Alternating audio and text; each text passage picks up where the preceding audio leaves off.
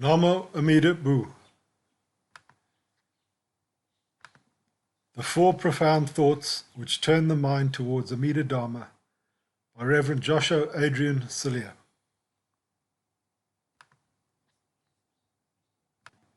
Chapter 2. Preciousness of Human Birth. Quote, "This free and well-favored human form is difficult to obtain. Now that you have the chance to realize the full human potential, if you don't make good use of this opportunity, how could you possibly expect to have such a chance again?" End quote. The first thought that turns the mind towards the Buddha Dharma is the preciousness of human birth and the importance of using it well for escaping samsara. But what is so special about birth in human form? There are a few elements here. First, the human birth is extremely rare. Second, human birth is a favorable balance between pain and pleasure, which makes listening and devoting to the Dharma easier. To make us realize how rare is birth in human form, Shakyamuni Buddha told the following parable from the Chigala Sutra. Quote, "Monks, suppose that this great earth were totally covered with water, and a man were to toss a yoke with a single hole there. A wind from the east would push it west, a wind from the west would push it east, a wind from the north would push it south, a wind from the south would push it north. And suppose a blind sea turtle were there. It would come to the surface once every 100 years. Now what do you think? Would that blind sea turtle coming to the surface once every 100 years stick his neck into the yoke with a single hole? It would be a sheer coincidence, Lord, that the blind sea turtle coming to the surface once every 100 years would stick his neck into the yoke with a single hole.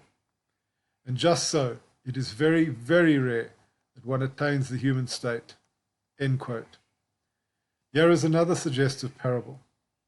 Quote, "Then the Blessed One, picking up a little bit of dust with the tip of his fingernail, said to the monks, 'What do you think, monks? Which is greater, the little bit of dust I have picked up with the tip of my fingernail, or the great earth?' 'The great earth is far greater, Lord. The little bit of dust the Blessed One has picked up with the tip of his fingernail is next to nothing. It doesn't even count. It's no comparison. It's not even a fraction, this little bit of dust the Blessed One has picked up with the tip of his fingernail, when compared with the great earth. In the same way, monks, few are the beings who, on passing away from the human realm, are reborn among human beings. Far more are the beings who, on passing away from the human realm, are reborn in hell." End quote. Quote, "Then the Blessed One, picking up a little bit of dust with the tip of his fingernail, said to the monks, 'What do you think, monks? Which is greater, the little bit of dust I have picked up with the tip of my fingernail, or the great earth?' 'The great earth is far greater, Lord. The little bit of dust the Blessed One has picked up with the tip of his fingernail is next to nothing. It doesn't even count. It's no comparison. It's not even a fraction, this little bit of dust the Blessed One has picked up with the tip of his fingernail, when compared with the great earth. In the same way, monks, few are the beings who, on passing away from the human realm, are reborn among human beings. Far more are the beings who, on passing away from the human realm, are reborn in the animal womb in the domain of the hungry ghosts. In the same way, monks, few are the beings who, on passing away from the human realm, are reborn amongst devas. Far more are the beings who, on passing away from the human realm, are reborn in hell, in the animal womb, in the domain of the hungry ghosts. In the same way, monks, few are the beings who, on passing away from the deva realm, are reborn among devas. Far more are the beings who, on passing away from the deva realm, are reborn in hell, in the animal womb, in the domain of the hungry ghosts. In the same way, monks, few are the beings who, on passing away from the deva realm, are reborn among human beings. Far more are the beings who, on passing away from the deva realm, are reborn in hell, in the animal womb, in the domain of the hungry ghosts." End quote.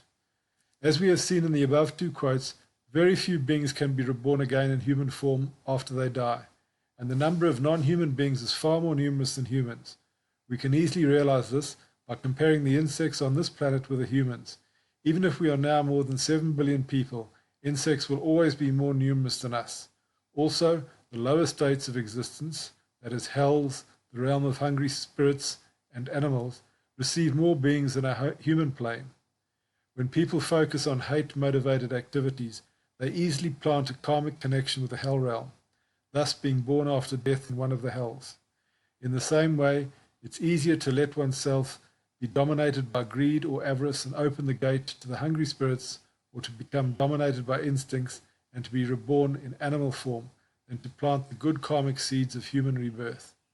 Some people wrongly assert that once born a human, one will always stay a human or continue to evolve until nirvana or enlightenment is attained.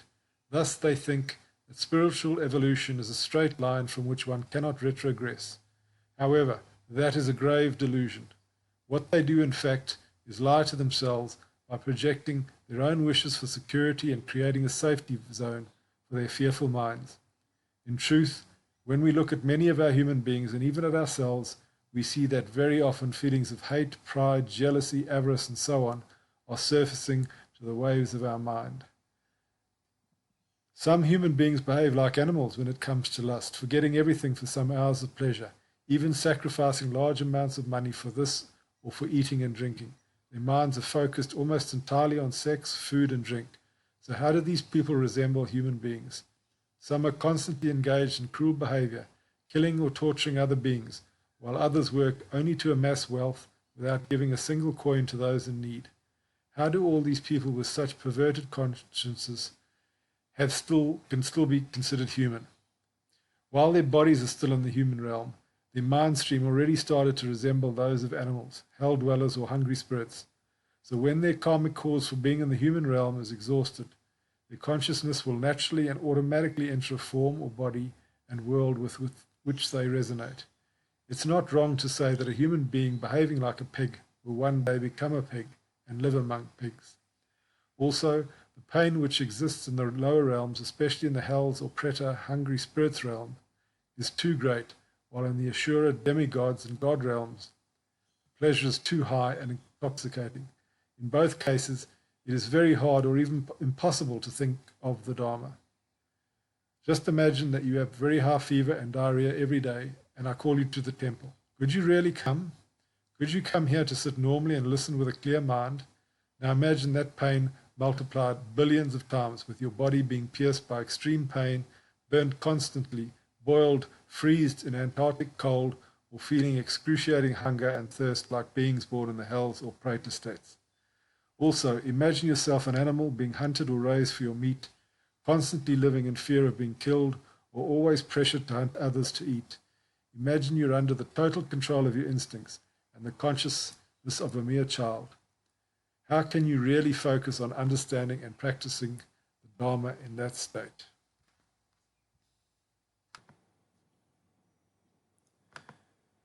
Now imagine that after many years of destitution, you're spending 1 week with the most beautiful woman in the world, eating the best food, drinking the best wine, and staying in an expensive resort made just for you, where everything your heart desires is provided.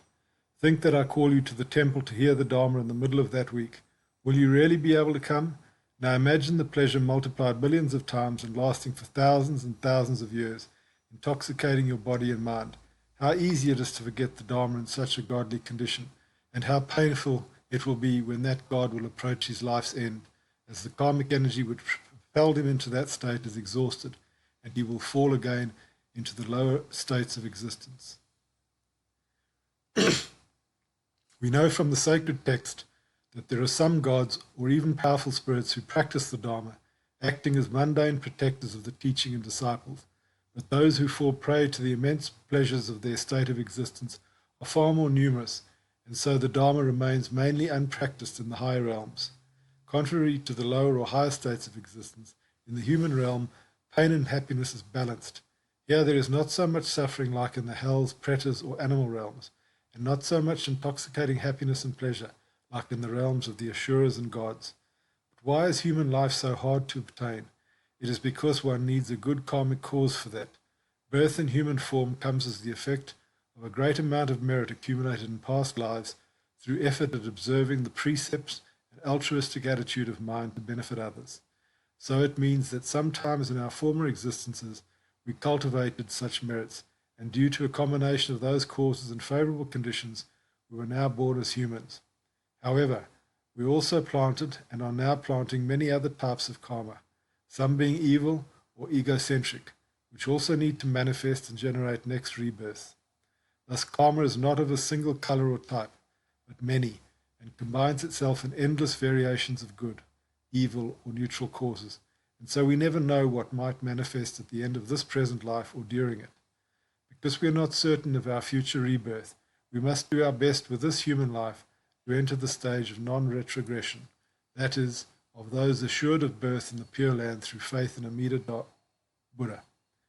We use the words preciousness of human birth, but this does not mean that any life in human form is auspicious from the Buddhist point of view. To be born in a human body but spending your entire life focused only on eating, drinking, satisfying your sensual desires, or looking for fame and wealth without giving any thought to the Dharma cannot be considered an auspicious or precious human life. On the contrary, it's a waste of the rare opportunity to be born in human form. Also, being physically or mentally incapacitated, that is, having incomplete faculties, so that one cannot hear and understand the Dharma, living in a place without the conditions of meeting the Dharma, or embracing wrong views and non-Buddhist religions, cannot be considered an auspicious or precious human life. It is said that there are 8 freedoms and 10 advantages of a really precious human life, that is, of a human life dedicated to the Dharma. The 8 freedoms are the freedom from the 8 states where there is no opportunity to practice the Dharma: the state of hell, pretas, animals, long-living ghosts, lands or countries where there is no Dharma, incomplete faculties, freedom from wrong views, and freedom from a state of existence or universe where the Buddha has not yet come. As I explained earlier, if you were born in the lower realms, that is hells, pretas, or animals, the suffering would be unbearable, and you would suffer from intense heat, cold, hunger, thirst, or being hunted down and killed for meat. And if you were born in the high realms of existence, that is Asuras or gods, you would be too much intoxicated with pleasures and enjoyable distractions. Incomplete faculties means to be physically or mentally incapacitated, and so understanding the Dharma would be very limited or even impossible. Also, being sane but embracing wrong views like nihilism, eternalism, belief in a supreme God or in other divine figures outside Buddhism, denying the actual and literal existence of Amida Buddha and his Pure Land, are insurmountable obstacles in your Dharma practice and in fulfilling your life in human form. Last but not least, to be born a human in a universe or a world where the Buddha has not come is futile, because you could not meet the Dharma to make your life meaningful. It's the same with living in a country where there is no opportunity to meet the Dharma. The 10 advantages are: a Buddha has come in the world and he has taught the Dharma. The Dharma teachings have survived. There are followers of the Dharma. There are favorable conditions for listening to the Dharma. Being born as a human, being born in a place where the Dharma is available, being born with the physical and mental faculties intact, having a karmic predisposition to search for the meaning of life and spiritual fulfillment, and lastly, to have faith in the sutras or words of the Buddha. In our case, Shakyamuni Buddha has come to this world and taught many Dharma gates, among which the teaching of Amida's unconditional salvation, that is, Amida Dharma, of all sentient beings stands foremost. This Amida Dharma has been transmitted by many masters, teachers, and lay followers of past and present, and we ourselves are now accepting it in faith. Also, even if there are many places where wrong views are taught, one can still find some temples or dojos where the true Amida Dharma is present. Enjoying our human life in a place where Amida Dharma is taught, we can listen to it with our hearing organs, understand it through our intellect, ask questions or discuss our doubts with others, and eventually receive faith in our hearts. Also, without feeling the need for spiritual searching and fulfillment, we could not reach the most important moment of our life when we meet Amida Dharma and entrust ourselves to it. Even if some of us have tried one or many religious paths until we discovered the Dharma and entrusted ourselves to it, the fact that we were serious in our search created more karmic causes which took us closer and closer to the true teaching about Amida Buddha. One of the most important features of human life is that it lasts very little in comparison with the lifetime of gods, assurers, and even some beings in the lower realms. Also, it is not fixed in length. For example, Master Genshin described in his Oja Yosho that 100 years of human life are equal in length to 1 day and night in the heaven of the 33, and in this heaven life lasts 1,000 years, or in that 100 years of human life are equal in length to 1 day and night in the heaven of the 33 gods, and in this heaven life lasts 1,000 years. But the length of life in the heaven of the 33 gods is equivalent to only 1 day and night in this hell, and here life lasts 1,000 years. End quote. Also, in other hells or god realms, life can last even a whole kalpa. In comparison with such beings who enjoy immense pleasures or excruciating pain, human life is extremely short and unpredictable, so we should do our best with what we have and focus on listening to the Dharma and receive faith, Shinjin, thus entering the stage of non-retrogression and being sure that this is our last life as an unenlightened samsaric being. Quote, "It is rare to obtain human life and difficult to encounter a Buddha in this world. Hard it is to attain the wisdom of faith. Once you have heard the Dharma, pursue it with diligence." End quote. Namo Amida Buddha.